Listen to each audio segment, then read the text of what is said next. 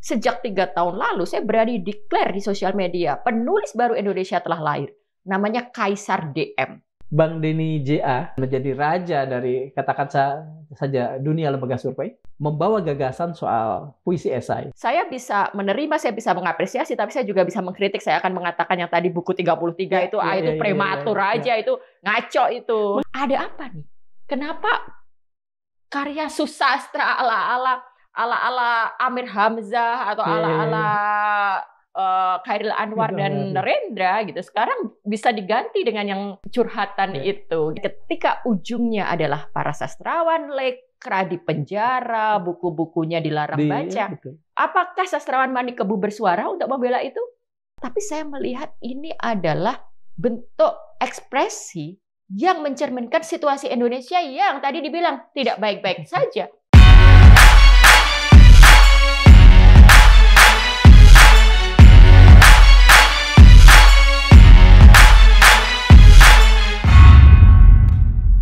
Sobat Madilog, Assalamualaikum warahmatullahi wabarakatuh. Selamat bertemu dengan saya Darmawan Sepriosa di Madilog Forum Keadilan. Ini adalah hari yang sangat berkah buat kita semua. Pada hari ini bersama kita telah hadir Mbak Oki Madasari, PhD, seorang sastrawan dan seorang sosiolog yang terkemuka. Beliau menamatkan S1 di jurusan Hubungan Internasional UGM, kemudian melanjutkan untuk meraih gelar master di Universitas Indonesia, master sosiologi, dan gelar PhD beliau dapatkan dari National University of Singapore. Mohon maaf. Nama beliau adalah nama yang fenomenal karena Mbak Oki ini adalah pemenang paling muda dalam sejarah Khatulistiwa Literary Award pada usia 28 tahun kalau saya tidak salah. Ya. Beberapa novelnya sudah dialih bahasakan ke dalam bahasa Inggris, termasuk novel pertamanya, Entrok, kemudian novel yang mendapatkan Khatulistiwa tadi, Maryam, kalau saya tidak salah. Dan satu hal yang kemudian saya kira, mengapa saya katakan fenomenal, beliau adalah orang yang disebut oleh kritikus sastra Ibu Absanti dari Universitas Indonesia sebagai the next Pramudia Anantatur. Oke. Ya. Kita mulai. Ya. Sepengetahuan saya, dalam catatan saya ada 2 orang yang disebut sebagai the next Pramudia Anantatur. Yang pertama adalah Mbak Oki, kemudian Profesor Atiu Mendian pernah mengatakan the next Pramudia Anantatur adalah Eka Kurniawan. Ingin tahu bagaimana Mbak melihat ini? Bagaimana Mbak melihat juga Eka Kurniawan? Oh iya, kalau saya disebut Prof. Absanti itu konteksnya harus jelas. Jadi waktu saat itu Prof. Absanti Djoko Santoso itu sedang mengulas novel saya Entrok. Dan sebagai seorang akademisi, beliau punya independensi dan punya cara untuk melihat sebuah karya. Lalu dia menganalisis Entrok, dia melihat bagaimana saya menyajikan masalah-masalah dalam masyarakat, bagaimana saya mengolah fakta sejarah dan sebagainya. Lalu keluarlah statement itu dan itu tercantum dalam makalahnya. Jadi makalahnya beliau menyatakan itu. Bagi saya itu sebuah ekspresi yang biasa saja ya, seorang akademisi mungkin ketika membaca sebuah karya lalu kemudian membandingkan, pasti ada cara dia membandingkan, cara dia melihat elemen-elemen yang serupa, cara dia melihat kekuatan-kekuatan yang mungkin bisa disandingkan. Tapi kalau ditanya ke saya, apa makna dari itu semua, gitu kan? Saya tidak menganggap itu sebagai sesuatu yang serius, gitu, karena I don't want to be the next of Pramudia Anantatur, gitu. Jadi ada gium, Emang ada sesuatu yang menahan itu? Mungkin ada pandangannya agak negatif tentang Pramudia barangkali? No, tapi karena saya sebagai seorang sastrawan, saya sebagai seorang kreator yang berkarya di bidang sastra, saya ingin membuat jalan saya sendiri, saya ingin berkarya dengan cara saya sendiri, dan saya ingin menjadi the Oki Madasari, not the next Pramudia. Siapapun gitu. Ini ada hal yang menarik nih, Mbak. Berkaitan dengan tadi ya, semacam originalitas dalam berkarya. Saya kira ini sudah bukan merupakan rumor. Tetapi ada semacam mungkin boleh saya katakan semacam kapitalisasi dalam sastra Indonesia, di mana ada maraknya ghostwriting, beberapa penulis terkemuka, kemudian mohon maaf mau dibayar untuk diatasnamakan orang lain. Bagaimana Mbak melihat itu? Ini ada dua hal yang berbeda. Kita harus pisahkan dulu. Kalau kita bicara tentang originality dalam hal there is nothing new under the sun, kan katanya gitu kan, bahwa sebenarnya tidak ya kan gitu kan. Jadi sebenarnya segala sesuatu dalam hidup ini gitu nggak ada yang benar-benar baru. Betul. Saya pasti berpijak dari ide-ide yang sudah ada sebelumnya. Saya pasti terinspirasi dari karya-karya sebelumnya, termasuk terinspirasi dari Pramudia, karyanya, gagasannya itu betul-betul sangat menginspirasi saya juga. Nah, bagaimana kita mengukur sebuah originality di situ gitu kan? Jadi kita tidak akan bisa mengharapkan seseorang itu benar-benar keluar dari ruang kosong. Pasti ada jejaknya. Justru jejak-jejak itu yang kemudian membentuk sebuah gagasan yang kita anggap punya kebaruan itu. Jadi kebaruan itu bukan berarti tidak punya jejak akar. Pasti ada. Pasti ada genealoginya, pasti ada asal-usulnya. Jadi di titik ini kita akan sepakat bahwa originality itu tidak sama dengan bahwa sesuatu tidak berpijak atau tidak terinspirasi gitu. Nah, tapi yang kemudian kita tolak adalah sesuatu yang sifatnya adalah plagiarism. Kalau plagiarism itu jelas kita tolak dalam dunia akademik, dalam dunia sastra, dalam dunia kreatif. Plagiarism adalah sebuah dosa besar, tidak termaafkan. Apa itu plagiarism? Itu kan dengan sengaja kita mengambil, mencomot tanpa ada refleksi internal dari kita, tanpa ada upaya kita untuk memodifikasi atau memberi kebaruan. Nah, itu plagiarisme. Itu yang kita nggak boleh. Nah, kemudian di aspek yang lain, ketika tadi Kang Darmawan menyebut ada orang pakai ghostwriter, ada orang memakai menuliskan untuk seseorang dan atas nama seseorang. Ya, bagi saya itu adalah bagian dari fenomena industri. Kita tidak sedang bicara sastra, itu kita sedang bicara tentang industri buku. Industri buku itu ada misalnya sebut saja penulisan biografi tokoh. Itu kan sudah marak. Ghostwriting itu menjadi sebuah bagian servis dalam industri perbukuan, dan di titik ini saya tidak pada posisi yang moral judgment itu benar atau salah. Enggak, itu adalah realita industri, dan itu kan jelas ada orang yang secara profesional memberikan servis, ada orang yang secara profesional membutuhkan servis. Jadi terutama dalam ranah area penulisan biografi, area penulisan untuk menopang korporasi dan sebagainya, termasuk untuk para politisi-politisi, ini sebuah bagian industri perbukuan kita hari ini. Nah, kemudian yang juga patut dibicarakan kalau misalnya jasa ghostwriting ini masuk di ranah akademik. Orang untuk meraih gelar doktor pakai jasa ghostwriting. Nah, itu tidak dibenarkan. Totally kita nggak bisa terima. Dengan kata lain, kalau dalam sekedar dunia susastra mungkin bisa dibenarkan atau gimana, Mbak? Kalau dalam dunia susastra kebetulan saya tidak menjumpai itu, Kang. Mungkin Kang Darmawan ada, nanti kita bicarakan aja terbuka. Jadi dalam dunia sastra yang unik adalah saya seorang sastrawan. Saya menjadi sastrawan karena saya menulis karya sastra itu kan. Kalau saya mengorder kepada orang lain, tolong dong tulisin aku cerpen biar aku jadi sastrawan, enggak, buat apa itu kan gitu. Nah, sementara kalau dalam penulisan biografi, orang memang pengen ditulisin kisah hidupnya, prestasinya dan sebagainya, maka dia pakai jasa itu. Tapi kalau dunia sastra, so you can imagine ada orang mengorder novel, tolong dong aku pengen dipandang sebagai novelis di Indonesia. Betul. Dan itu terjadi, Mbak. Nah, siapa nih? Ayo. Saya kira mungkin kurang ini Saya tidak ingin menjadikan ini hanya semacam rumor. Tapi kalau ini kita angkat namanya juga. Saya tahu. Mungkin gini, ada satu informasi yang beredar di luar sana. Ada seorang penulis yang katanya dia punya tim penulis banyak, sehingga karya yang ditulis atas nama dia itu sebenarnya karya orang gitu ya. Ya menurut saya ini menarik juga secara industri, berarti secara bisnis dia jalan juga nih. Jadi dia tapi bukan orang itu yang ingin saya bicarakan. Oh really? Siapa nih? Apa ya? Mungkin begini deh. Ini sebetulnya menarik juga nih. Iya. Begini, saya ingin apa namanya, kita bergeser ke hal yang lain. Ya, betul.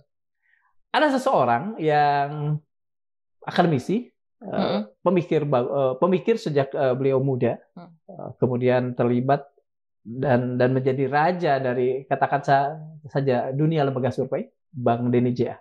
Nah, beliau kan kemudian membawa gagasan soal puisi esai dengan segala ornamen-ornamennya, dengan segala apa namanya pro kontra di dalamnya, yang kadang-kadang juga tidak esensi pada puisi, tapi pada hal-hal yang lain yang barangkali juga menyentuh apa yang tadi saya katakan. Bagaimana Mbak Oki melihat? Iya, ini menarik nih. Nanti kita sekaligus mengulas sastra terkini, fenomena sastra terkini ya. Jadi saya sebagai sastrawan dan saya juga peneliti sejarah sastra Indonesia ya. Tesis S2 saya itu bicara genealogi sastra Indonesia, kapitalisme, Islam dan sastra perlawanan. Dan tesis S3 saya pun tentang produksi pengetahuan, jadi saya menyentuh itu juga gitu. Nah, kalau pertanyaannya spesifik tentang puisi esai. Nah, puisi esai ini saya sebut saja ini adalah inisiatif atau gerakan yang diinisiasi oleh Denny J.A. sekitar tahun 2012-an ya, baru mulai gitu. Ini kan seseorang punya ide, seseorang punya kemauan, punya ambisi estetik gitu kan, untuk disebut sebagai seorang inisiator dari gerakan sastra. Nah, pertama, perdebatan yang muncul adalah apakah betul puisi esai itu baru ada setelah Denny J.A. gitu. Lalu kemudian kita akan bertemu dengan fakta sejarah bahwa puisi model poetry prose atau puisi prosa, prosa puitik, termasuk kemudian puisi baladanya Rendra, itu kan sudah ada dari zaman dulu. Bahkan dari abad 19 kalau kita baca kesusastraan Eropa, itu juga sudah ada model poetry prose, jadi puisi yang memadukan antara unsur-unsur prosa dan sebagainya. Jadi itu sudah ada gitu, bahwa model seperti itu kemudian diklaim dimulai dari Denny J.A., makanya kemudian banyak yang membantah. Tapi bagi saya ini juga adalah sebuah bagian dari diskursus sebuah sastra. Nah, Denny J.A. kan mencoba untuk menghadirkan bahwa enggak, ini ada kebaruan juga. Saya hadirkan di sini ada catatan ngikutin juga ternyata saya mau nggak mau harus ngikutin. Iya, betul ya. Jadi dia mencoba untuk memperjuangkan bahwa ini something new dan menunjukkan bahwa dia punya sesuatu yang baru dalam genre itu. Nah, ternyata itu sah-sah aja. Jadi dari lihat apakah Denny J.A. boleh melakukan itu? Oh, boleh. Kang Darmawan kalau nanti punya ide baru, punya gagasan baru, saya mau menyebut ini sebagai sastra apalah gitu, lalu memperjuangkan itu, sangat boleh. Bahwa nanti kemudian ada yang mendebat kanan, kiri, atas, bawah, bla bla bla, ya itu bagian dari diskursus itu. Dan apa yang saya pelajari dari akar sejarah sastra Indonesia sampai hari ini, sejarah sastra kita dibangun oleh pergulatan diskursus tadi, pergulatan gagasan, perjuangan melawan the dominant discourse dan sebagainya. Nah, isu yang kedua kemudian, Denny J.A. dipandang memperjuangkan itu dengan uang yang dimiliki. Ya, betul. Itu mungkin menariknya ya. Nah, itu yang menariknya.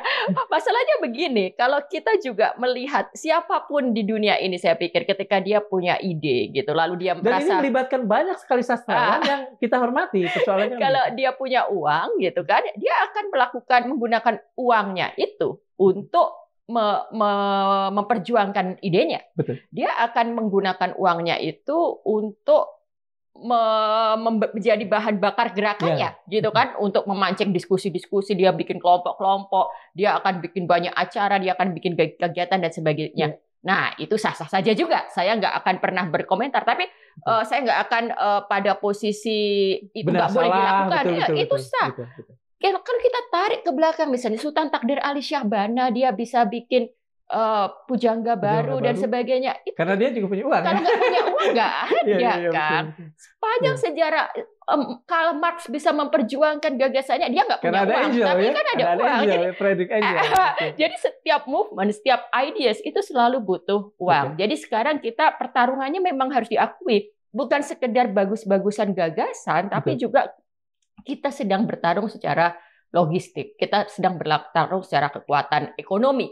Nah, tapi kemudian ketika apa yang dilakukan seperti Kak DDJA ini menuai kontroversi, itu sesuatu yang tidak terelakkan. Pasti terjadi, pasti sudah sewajarnya orang mengkritik. Nah, nanti kan mengkritiknya itu tadi, questioning bahwa enggak kok, puisi esai itu sudah ada sejarahnya dari dulu. Lalu bisa juga kritik kedua bicara tentang quality.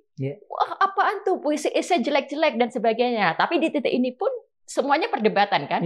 Siapa yang bisa mengatakan sebuah karya bagus atau jelek? Itu kan semuanya ukuran perdebatan. Tapi justru dan saya subjektif juga. Justru dengan itu kan kita ditantang untuk menilai itu semua. Nah, tapi harus diakui kontroversi terbesarnya kan ketika dia menerbitkan menggaku lah ada 30 sastrawan terkemuka Indonesia. Jadi, itu ya. Kalau saya ditanya di titik itu sebenarnya itu prematur. Kenapa prematur? Ketika kita mengukur seseorang 33, 10 atau 5 atau bahkan 50 nama gitu. Kita butuh waktu dalam menilai sebuah ide, sebuah gagasan, sebuah karya untuk bisa apakah itu bisa diterima oleh publik, apakah itu bisa mempengaruhi, apakah itu bisa membentuk wacana baru di Indonesia, itu butuh waktu. Kita tidak bisa mengatakan sesuatu yang baru lahir 2 atau 3 tahun, 4 tahun, dan itu buku itu kan diterbitkan emang tidak lama setelah puisi esai dicetuskan. Kayaknya baru 2-3 tahun yang lalu ya, 3 atau 3-4 tahun yang lalu tuh buku itu. Itu enggak? Udah lama juga? Bukunya udah lama. Maksudnya adalah itu tidak lama setelah gagasan puisi esai dikeluarkan, lalu terbitlah buku itu gitu. Nah, jadi kritik saya pada buku itu akhirnya kan pertanyaan kita atas metodologi dan metode pemilihan 33 nama itu. Tapi kan lagi-lagi itu pun ranah perdebatan intelektual. Jadi kita akan menggugat, kita akan mengatakan bahwa buku ini tidak berdasar, tidak sahih, buku ini prematur. Itu semuanya perdebatan intelektual, perdebatan gagasan. Ada satu hal yang ingin saya tanyakan nih, Mbak Oki. Ketika banyak sekali penulis terkemuka, sastrawan-sastrawan yang kita hormati, kredibilitasnya, kemudian katakan saja berada pada barisan Mas Denny dengan kekuatan kapitalnya, bisakah mereka disalahkan, Mbak? Karena katakan saja ya sudah semacam menutup mata terhadap enggak. Jadi gini, misalnya Pak Sapardi misalnya, Pak Sapardi menulis esai tentang puisi esai ini. Saya melihatnya itu sebagai kerja intelektual. Jadi puisi esai sudah ada sekarang sebagai social fact. Puisi esai yang diinisiasi DDJA itu sudah ada sebagai fakta sosial. Suka atau tidak suka itu ada, barangnya ada, bukunya ada. Dan orang yang kemudian bikinnya juga orang-orang yang bikinnya ada. It's part of our discourse now. Jadi itu sekarang semuanya udah benar-benar ada. Lalu kemudian saya misalnya sebagai seorang peneliti, saya meneliti itu. Saya ingin meneliti, coba lihat deh apa yang sudah diinisiasi DDJA berhasil atau enggak ya. Wah, ini sih masih ada kekurangan. Wah, ini bisa nih, ternyata bagus juga ya ini. Oh, ini benar-benar refleksi atas realita. Wah, ini nggak bisa puisi, ini adalah metaforanya kurang. Nah, itu yang bisa dilakukan seorang intelektual. Jadi itu bagi saya itu bagian kerja akademik aja, bagian kerja intelektual. Seorang peneliti menurut saya sangat sah sekarang untuk meneliti keberadaan puisi esai yang diinisiasi DDJA. Apapun kesimpulannya. Jadi kesimpulannya mungkin bisa mengatakan bahwa it's nothing, ini nggak bagus, atau wah ini sebuah fenomena baru yang bisa ditingkatkan, ini bagian dari ini. Jadi saya biasa aja semua penyair-penyair yang terlibat itu, termasuk penyair yang ikut menulis puisi esai. Bagi saya itu bagian dari eksperimen. Jadi misalnya Pak Sapardi dengan gaya puisinya selama ini yang kita kenal, lalu kemudian dia seperti dapat tantangan, Pak Sapardi nulis dong dengan model puisi esai yang panjangnya 500 kata, lalu dikasih deh footnote. Nah, Pak Sapardi akan nulis dengan gayanya, dan dia akan nulis dengan hasil yang bisa memberi contoh puisi esai atau puisi apapun namanya itu harusnya standar kualitasnya kayak gini loh. Harusnya tetap ada metafora yang menjadi DNA sebuah puisi seperti ini loh. Harus tetap ada cara ekspresi, harus tetap ada capaian estetikanya Mungkin seperti rima itu. juga barangkali. Nah, itu kan bisa aja dia seperti sedang eksperimen aja. Jadi saya menganggap para penyair yang terlibat di titik ini sebagai bagian eksperimen aja. Yang saya lawan, yang saya akan tetap kritik, bahkan sampai hari ini misalnya, saya berteman baik dengan semuanya gitu, adalah kalau kita kehilangan daya kritis dan independensi dalam berpikir. Kita menjadi, kalau istilahnya guru saya Syed Hussein Alatas itu captive mind itu, pikiran yang tidak lagi bebas, terkaptif, terkungkung. Jadi gara-gara mungkin bersinggungan dengan proyek ini atau pernah menulis puisi esai atau apa, lalu kemudian tidak bisa melihat segala sesuatu dengan kritis, dengan terbuka. Dan di sisi lain juga untuk para mereka yang merasa against juga membabi buta dengan tidak lagi melihatnya secara objektif. Makanya saya bisa menerima, saya bisa mengapresiasi, tapi saya juga bisa mengkritik. Saya akan mengatakan yang tadi buku 33 itu itu prematur aja, itu ngaco itu. Mengapa gitu kan? Bang Denny J.A. menurut penilaian Mbak Oki sampai-sampainya bersikap prematur seperti itu? Saya tidak tahu, tapi dugaan saya gini juga, buku itu kan terbit atas kerja beberapa orang kan, ada banyak orang yang terlibat. Jadi menurut saya dalam proses diskusi itu masih ada itu tadi yang saya sebut sebagai captive mind itu. Saya mendapatkan istilah captive mind itu dari Czesław Miłosz kalau. Nah, jadi itu konsep. Ada. Ya, betul. Jadi Syed Hussein Alatas itu tuh memang dia sosiolog terkenal yang menjadi pendiri dari departemen tempat saya belajar di NUS. Dia sangat peduli pada decolonizing mind, bagaimana kita punya pikiran yang tidak lagi terjajah gitu kan. Jadi captive mind itu memang diambil dari karya fiksi. That's a thing. Nah, jadi kembali ke tadi gitu. Saya membayangkan berarti dalam proses diskusi itu, proses penggodokan itu, ada yang akhirnya melakukan swasensor terhadap pikirannya. Mungkin karena nggak enak nih, ini kita harus memperjuangkan nama ini gitu kan. Lalu kemudian atau sengaja untuk menutup mata dan tidak lagi berani memberikan penilaian yang objektif. Padahal menurut saya, kalau ada yang berani mengatakan bahwa tidak sekarang atau belum ini nggak bisa ini secara metode apa dipaparkan bla bla bla bla, ya bisa jadi yang lain juga akan menerima, termasuk Denny J.A. pun tidak akan memaksakan enggak namaku harus masuk ya. Saya membayangkan seperti itu ya. Saya membayangkan seperti itu. Jadi ini juga kritik kepada para intelektual, para sastrawan intelijensia gitu. Apapun konteks situasinya, apapun proyek yang kita kerjakan, kita harus tetap berpikir kritis, independen, dan menolak belenggu pikiran gitu aja. Saya ingin bertanya juga ya, karena bukan kebetulan ya, karena kemudian diskursus ini sampai membelah sastrawan kalau saya tidak salah. Bisa nggak Mbak Oki mencontohkan beberapa hal yang kemudian seperti terbelah? Itu hal yang wajar terjadi sepanjang sejarah.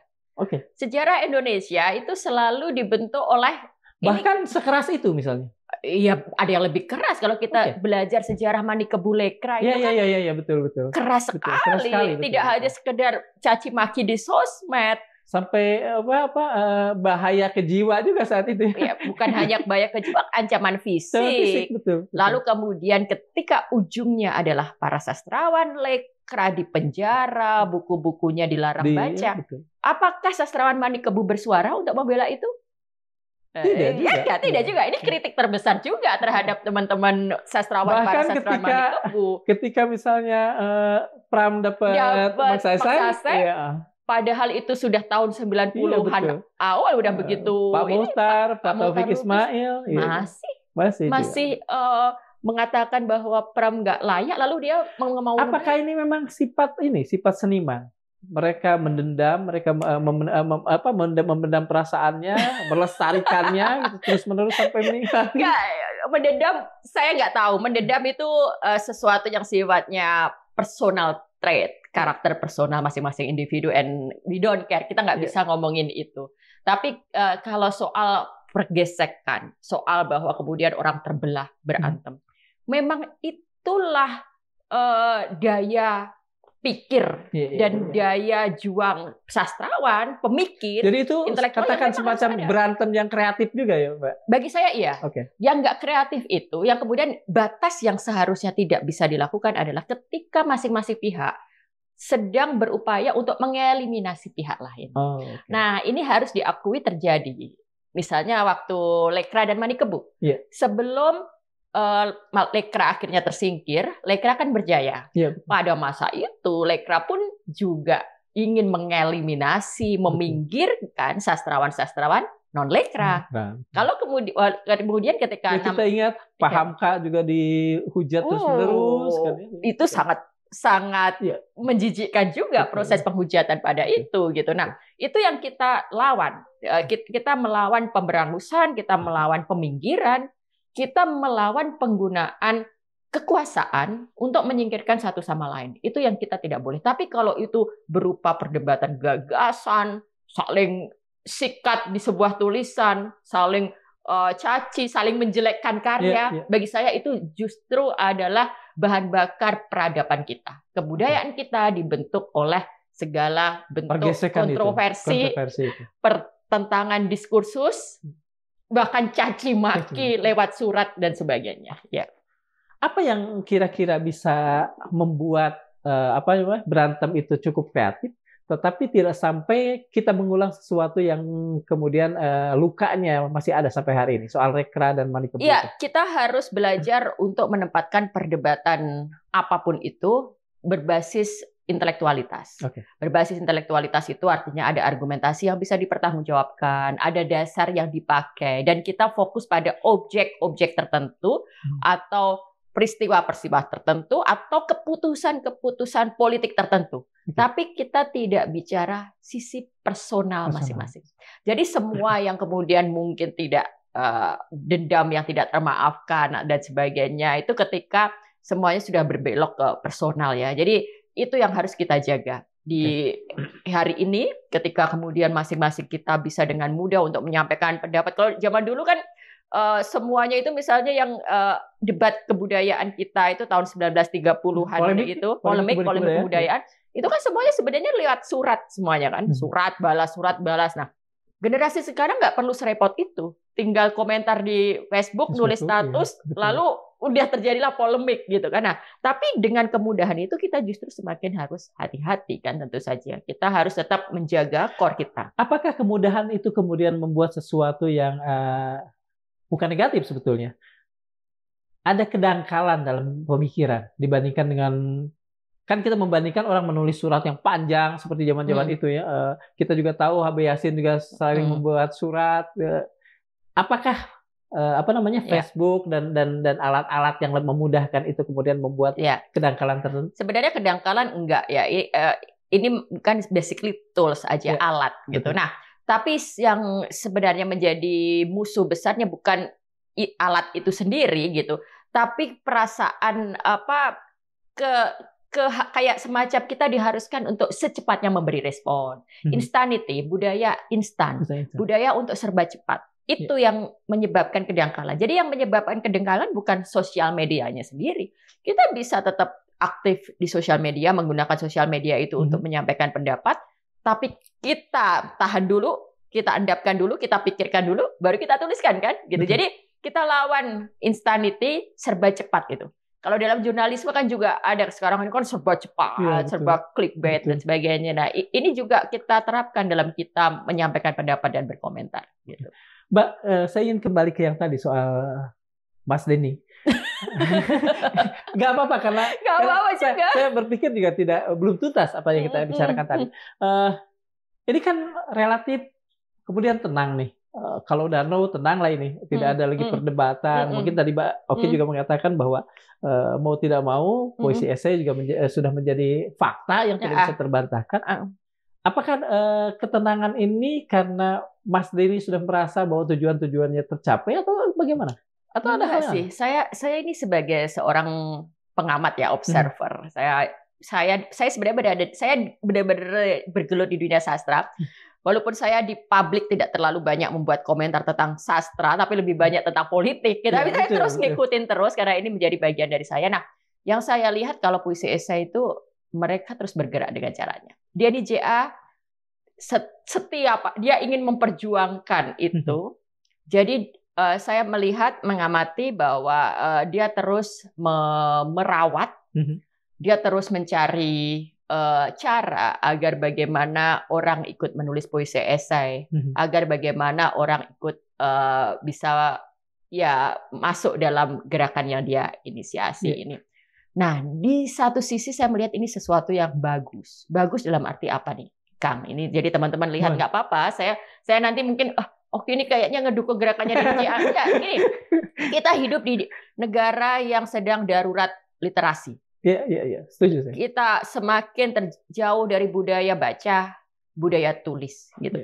Jadi upaya apapun yang bisa mengajak anak SMP mulai nulis, baca referensi, baca karya yang sudah ada lalu nulis, anak SMA diajak nulis, itu saya apresiasi. Dan itu yang juga saya lakukan selama ini. Saya sudah nggak zamannya kita sastrawan lalu kemudian hanya menulis lalu ngilang, tidak terlibat dengan apa realita dalam masyarakat, kan memang nggak ada gitulah. Lalu bagaimana kita berada dalam situasi darurat literasi ini juga harus menjadi pekerjaan besar untuk para sastrawan. Jadi gerakan puisi esai ini sekarang saya nganggapnya ya go ahead gitu kan, silahkan gitu, bikin mereka untuk cinta membaca dan cinta menulis. Ini jadi semakin banyak orang yang melakukan itu. Apakah justru dengan itu mungkin salah begini. Apakah itu menjadi justifikasi bahwa beliau Mas Denny J.A. ini layak menjadi 30 belum. Belah tadi. Belum. Kalau saya belum. Belum juga. Semua ide gagasan ini butuh waktu gitu loh. Dan nanti ukurannya nih, saya akan selalu mengatakan begitu. Tadi kita udah bahas ya, sah-sah saja orang yang punya uang memperjuangkan gagasannya. Semua hal butuh uang gitu. Betul. Bahkan kita mau bikin podcast saja nggak punya uang, nggak bisa punya alat gitu kan. Nah, itu saya alami. Saya alami kan. Tapi pertanyaan besar tentang makna, influence. Pertanyaan besar tentang apakah benar sesuatu berpengaruh, apakah benar sesuatu telah berdampak, adalah ketika semuanya kemudian nanti muncul benih-benih, muncul para pengikut, muncul orang yang secara organik melakukan itu. Nah, ini yang sedang kita ukur. Kita masih look forward. Jadi silakan Denny J.A. melakukan segala upaya dia untuk menanam benih, gitu kan? Betul. Nah, kita ukuran apakah dia bisa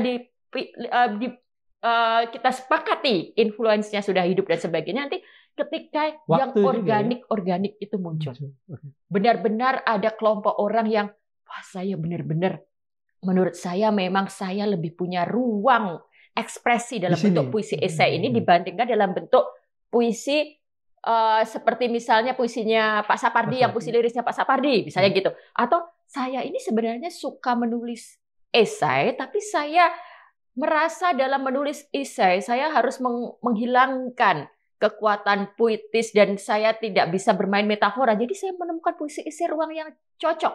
Itu kan sesuatu yang organik, sesuatu yang orang memang merasa menemukan sesuatu yang tidak terbeli, tidak bisa diorder. Orang akan willingly dengan voluntarily benar-benar mau melakukan itu. Disitulah arti kata influence. Dan itulah arti kata organik juga. Jadi disitulah kita akan melihat apakah Denny J.A. bisa masuk berpengaruh atau tidak gitu. Jadi so far belum, tapi go ahead Pak Denny, silakan lanjutkan terus upayanya untuk menanam benih. Kita lihat apakah benih itu nanti bisa tumbuh, bisa berkembang. Saya ingin pada hal yang agak mendasar ya, bukan agak mendasar sebetulnya, mengembalikan pada awal betul. Sebetulnya apa sih yang membedakan, katakan saja puisi esai ini dengan sesuatu yang sudah ada sejak dulu, misalnya prosa liris. Iya. Ya kalau saya melihat sama aja sih. Memang prinsipnya kan itu. Semuanya betul. Ada akarnya itu, prosa liris, prosa Jadi poetry prose itu itu sudah ada semua. Rendra balada, puisi balada yang Maria Zaitun, itu kan juga seperti itu. Jadi dari sisi panjang dan sebagainya. Nah, seperti tadi yang tadi disinggung kan, kalau puisi esai ingin memberi tanda pembedanya di footnote. Nah, ini juga menarik. Sebenarnya dari sisi seorang peneliti, kita harus bisa membuktikan gitu. Kita menarik untuk membuktikan. Apakah kehadiran sebuah footnote ini memang baru? Bukan soal sekedar baru atau nggak baru ya. Apakah signifikan diperlukan dalam sebuah karya? Memang itu membantu proses kita mengimajinasikan sebuah karya, menambah kekuatan karya, atau itu hanya tempelan belaka? Nah, hanya tempelan gitu, hanya agar gagah-gagahan. Ini dalam soal gagah-gagahan ini begini. Saya pernah menemukan seorang penulis prosais novelis terkenal itu selalu menggunakan footnote, dan saya merasa terganggu sehingga tidak menamatkan tulisan itu dan tidak lagi membacanya. Itu gimana sih ininya, Mbak? Kira-kira apakah sikap saya salah karena saya melihat bahwa kok urusan kayak gini aja harus saya pakai footnote sehingga saya harus lihat ke bawah gitu. Ya, itu kan berarti bentuk respon dari pembaca kan? Nah, ternyata pembaca Dewi Lestari misalnya, kalau kita buka ini ya, mohon maaf. Mbak Dewi misalnya kan selalu begitu tuh. Footnote bahkan pada sesuatu yang seharusnya nggak usah deh gitu. Orang udah tahu misalnya soal itu. Nah, iya, itu kita lihat itu sepenuhnya terserah pembaca. Jadi betul-betul ini benar-benar ranah bentuk apresiasi dan bentuk kritik pembaca. Sebenarnya itu yang kita butuhkan dalam soal footnote ini. Jadi saya membayangkan akan lahir kritik-kritik berkualitas. Kritik itu tidak semata soal mengatakan ini jelek atau bagus, jelek, tapi menimbang gitu loh. Jadi kalau kita bicara footnote, misalnya kita betul-betul mungkin membuat kajian.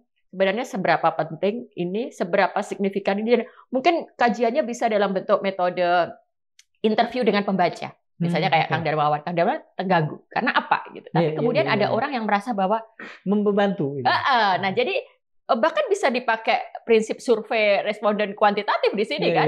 Kalau misalnya 70% orang ternyata merasa terbantu, wah kita mau bisa menjadi sebuah data. Oh, ternyata memang footnote cukup justru dibutuhkan. Ada orang yang pernah meneliti itu sampai saat ini? Saya lihat kalau di Indonesia belum. Saya lihat saya sedang terlibat dalam sebuah diskusi intens. Saya lagi ada program penulisan kritik sastra, dan kemarin salah satu yang sedang dikerjakan salah satu kawan-kawan dalam program ini sedang mau meneliti itu. Jadi saya sedang terlibat dalam diskusi itu.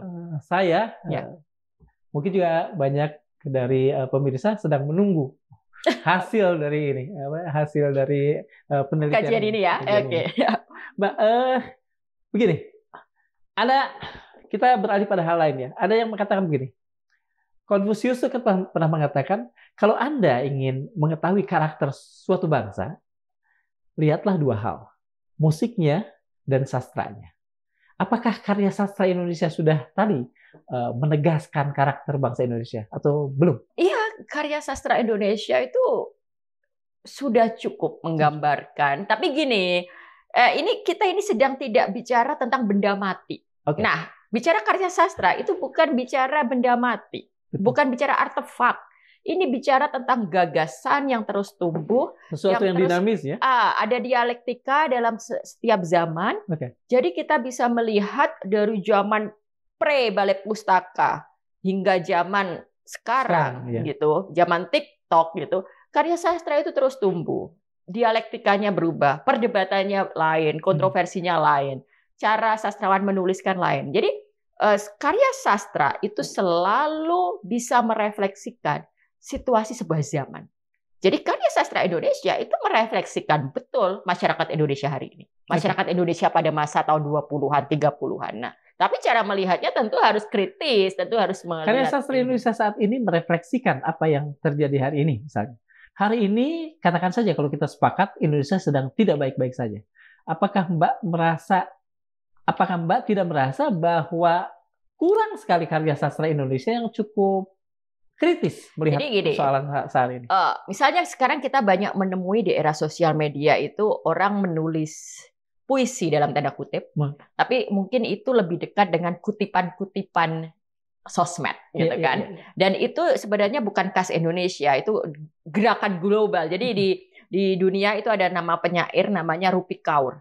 Dia itu terkenal banget dan itu tulisannya, puisinya itu sebenarnya hanya kutipan-kutipan di media sosial, di Instagram. Nah, kemudian itu mempengaruhi juga anak-anak muda Indonesia menulis puisi dengan cara seperti itu. Apakah saya akan menjadi orang yang mengatakan bahwa apaan ini bukan puisi ini, jelek banget puisi itu nggak kayak gini? Enggak, tapi saya melihat ini adalah bentuk ekspresi yang mencerminkan situasi Indonesia yang tadi dibilang tidak baik-baik saja. Jadi situasi global, kenapa seseorang lahir orang Rupi Kaur yang sifatnya bisa dikatakan puisinya curhat-curhatan belaka, lalu kemudian diikuti juga dengan anak Indonesia juga melakukan hal yang selama ini ya mungkin karena mereka menemukan bentuk pemulihan atas berbagai masalah hidup ada dalam bentuk kata-kata itu. Kang, kita ini sekarang kan sedang darurat mental health. Kesehatan jiwa harus menjadi prioritas. Jadi salah satu bentuk respon generasi hari ini terhadap himpitan hidupnya dia, cari kerja susah, PHK di mana-mana, sandwich generation. Betul. Nah, tapi mereka dekat dengan sosial media, ya udahlah mereka bikin puisi lewat sosmed yang mencerminkan geliat hatinya. Kita bisa mengatakan bahwa itu susastra. Kalau kita rigid-rigidan dengan mengatakan gitu ya, bagus misalnya. Ini benar-benar sebuah perdebatan yang klasik.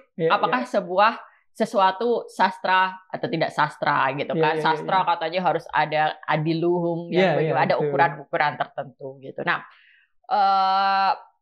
bahwa itu sastra atau tidak itu kan bisa diperdebatkan dan ya bisa jadi itu tidak gitu. Tapi ini adalah bagian bentuk ekspresi. Ini adalah realita, ini adalah fakta. Fakta sosial dalam bentuk ekspresi lewat tulisan tadi. Jadi saya orang yang selalu berposisi untuk justru mengkaji itu semua. Ada apa nih? Kenapa karya susastra ala Amir Hamzah atau ala Chairil Anwar dan Narendra gitu sekarang bisa diganti dengan yang tadi seperti petikan-petikan curhatan itu gitu. Jadi dari alih-alih saya mempertanyakan apakah ini sastra atau bukan, saya lebih tertarik untuk melihat kenapa, apa yang terjadi. Karena segala sesuatu pun bisa dipertanyakan, Kang. Saya itu kan saya mendirikan namanya Omong-Omong Media, www.omongomong.com. Nah itu kan tulisan yang isinya para penulis-penulis muda. Kemarin ada tulisan bagus baru terbit, itu dia membongkar mitos Chairil Anwar. Jadi dia mencoba menunjukkan. Sementara generasi saya adalah generasi yang tercengkram mitos itu ya. Tapi kan ini bagus betul. Jadi bagus kau diproyak-proyak sepi. Jadi segala sesuatu yang dianggap sebagai sesuatu yang terbagus, pemula dan sebagainya, ternyata bisa dibongkar. Dan cara membongkar ini anak perguruan tinggi. Mahasiswa ya? muda. Jadi anak sekarang siapa namanya? Saya lupa nanti ada karena ini penulis saya kan ribuan ada penulis di Omong-Omong Media itu. Jadi kita menerima tulisan dari berbagai bidang dan itu tulisannya itu membongkar mitos apakah tulisan dia itu betul? Ya bisa dibantah gitu. Tapi di sini kita melihat bahwa segala sesuatu bisa dikuliti. Betul.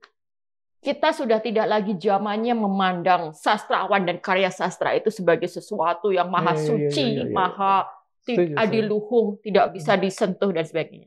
Justru karya sastra bisa terus hidup dan berkembang kalau dikuliti. Jadi tulisan yang tadi menolak mitos Chairil Anwar, walaupun itu mengkritik, tapi itu justru cara untuk terus merayakan Chairil Anwar dan karya-karyanya. Betul. Gitu. Ini tadi kita bicara soal ada seseorang, sayang sekali Mbak Oki lupa namanya, mungkin saya nanti akan coba cari. Siapa? Ya ini. Oh yang nulis ini, ya betul. Dia nulis Omong-Omong Media, betul. Kita tadi ngomongin itu. Artinya kita ngomongin kira-kira sastrawan-sastrawan muda yang sedang tumbuh itu atau yang potensial untuk menjadi seseorang ke depan, seberapa banyak saat ini, Mbak Oki? Saya lihat potensinya cukup besar. Saya tidak akan bicara ngawur, saya bicara berdasarkan apa yang saya tahu saja. Karena kebetulan saya kegiatan saya dengan OM Institute itu saya terus mendidik para penulis muda, saya memberi pelatihan dan sebagainya. Dan omong-omong media, omong-omong.com itu alamatnya itu menjadi outlet dari para penulis-penulis muda. Jadi karya sastra para penulis yang belum dapat tempat, yang bagus-bagus itu banyak yang terbit di omong-omong. Jadi akhirnya omong-omong itu menjadi laboratorium. Nanti kalau mereka namanya sudah makin kuat, kan mereka makin dikenal, bisa terbit buku dan sebagainya. Nah, bahkan ada satu penulis yang saya sejak 3 tahun lalu saya berani declare di sosial media, penulis baru Indonesia telah lahir. Namanya Kaisar DM. Dia penulis muda dari Makassar, dia menulis cerpen dengan sangat baik, dia menulis cerpen dengan sangat bagus. Tapi kemudian dia kan bingung mau diapain karyanya. Dia terbitin di omong-omong media kan. Kebetulan saya baca. Dan saya baca, saya benar-benar, lah ini tulisan bagus. Ini usianya berapa? Usianya berapa nih? Masih 20-an awal. Baru-baru lulus gitu. Jadi dia masih terus menempa dan dia terus rajin juga berkarya. Benar-benar kualitasnya bagus. Nah, pertanyaan besar untuk para penulis muda ini adalah soal konsistensi, endurance. Jadi menjadi penulis itu bukan sekali nerbitin karya bagus selesai. Ini kan sebuah berarti sudah itu mati. Sesudah itu mati dan dilupakan kan. Nah, ini sebuah jalan panjang. Jadi yang saya ingin terus tularkan itu adalah konsistensi dan daya tahan kita. Jadi tetap nulis sebagai jalan hidup sebagai panggilan gitu. Jadi ini sesuatu yang panjang gitu. Nah, dan proses untuk dikenal, proses untuk apalagi dianggap berpengaruh, sekali lagi butuh waktu. Jadi saya betul-betul itu yang ingin saya pesankan pada penulis muda. Mbak, ini ada beberapa nama yang semalam saya coba inventarisasi ya. Mbak bisa mengatakan oke atau misalnya apa tentang orang ini, kalau boleh. Gimana soal Zaki Yamani? Oh, oke. Dia ada satu bukunya yang dapat penghargaan kan. Nah, apa saya lupa ya, yang baru-baru ini ya, saya yang pertama itu baru jadi saya sebenarnya tetap ngikutin teman-teman ini, bukti saya tetap ngikutin semua. Feby Indirani, oh iya, dia kan mencoba untuk bergulat di isu-isu agama juga. Oke. Dan sangat kritis ya. Artinya kalau orang sangat kanan tidak bisa menerima tulisan-tulisan itu kadang-kadang. Betul. Eka Kurniawan kembali. Ya, dia kawan saya tentu. Jadi saya baca dan dia istrinya memang harus juga dibaca. Kemarin bikin sesuatu yang nonjok ya. Gadis Kretek diolah jadi film ya. Miniseri. Netflix kalau saya tidak salah. Iya, betul. Khairani Baraka atau Oka? Nah ini, hai Oka. Semoga bisa nonton ini. Oka itu saya sudah kenal dari lama, dari awal dia muncul sebagai apa ini namanya, poetry slam itu loh, poetry slam. Jadi baca puisi dengan bahasa Inggris dan ini sangat bagus potensial. Tapi kan kemudian Oka pindah ke Inggris untuk ngelanjutin studi. Sekolah. Dia sepertinya tetap terus berkarya, tapi untuk audiens di sana gitu loh. Jadi yang di Indonesia kemungkinan besar banyak yang tidak lagi terpapar, apalagi generasi yang baru ini. Jadi kalau misalnya Oka lagi denger ini, saya, ayo Oka, ayo kita kembali engage dengan audiens Indonesia, karena itu penting sekali juga. Ya. Dewi Karisma Miselia. Nah ini mah si Michelle, teman saya juga. Nah Michelle, ayo terbitin buku baru. Bukunya yang lama tuh apa ya? Surat panjang untuk apa? Gitu. Iya. Menarik. Benny Arnas? Ya ini Benny Arnas kan dia selain nulis, dia juga punya komitmen besar untuk membangun komunitas di kampungnya, dan saya lihat progresnya cukup baik. Jadi tidak hanya menulis, tapi juga bekerja membangun komunitas. Ya. Terakhir nih, Felix Kanesi. Saya tuh kenal Felix sebelum bukunya terbit. Iya, di Malang. Saya ketemu di Malang, saya ketemu di NTT. Jadi ya sejak awal saya tahu dia potensial. Dia salah satu yang kita harapkan bisa terus konsisten. Jadi kata kuncinya konsisten. 1-2 karya tidak akan membawa kita kemana-mana. Felix sekarang sudah mendapat banyak apresiasi dengan karya pertamanya, tapi kan kemudian kita juga look forward untuk karya-karya barunya. Oke, terima kasih. Ya, terima kasih, Kang. Ya. Saya ingin menutup dengan sedikit narasi. Sastra Indonesia kini berada di persimpangan jalan. Di satu sisi, ia menjadi medium penting untuk mengekspresikan identitas dan perlawanan budaya. Namun di sisi lain, kapitalisasi dan pragmatisme telah menggeser nilai-nilai mendasar seni. Fenomena seperti ghostwriting atau karya sastra yang dipesan demi kepentingan tertentu mencerminkan seni yang seharusnya bebas dan jujur seringkali terjebak dalam pusaran ambisi materialistis barangkali. Padahal, sebagaimana Friedrich Nietzsche pernah berkata, kita memiliki seni agar tidak binasa dari kebenaran. Seni semestinya menjadi kanal dari kejumudan, bukan alat manipulasi. Ketika para pengarang rela menggadaikan hak ciptanya demi imbalan finansial, persoalan ini bukan lagi sekadar transaksi ekonomi, tetapi menyentuh inti moralitas dan martabat seni itu sendiri. Konfusius pernah mengingatkan, melihat apa yang benar tetapi tidak melakukannya adalah kekurangan keberanian. Maka keberanian menjaga integritas menjadi ujian terbesar bagi para penulis saat ini. Namun demikian, di tengah godaan kapitalisasi, sastra Indonesia tetap memiliki peluang besar untuk menjadi ruang refleksi dan upaya reinventing identitas bangsa.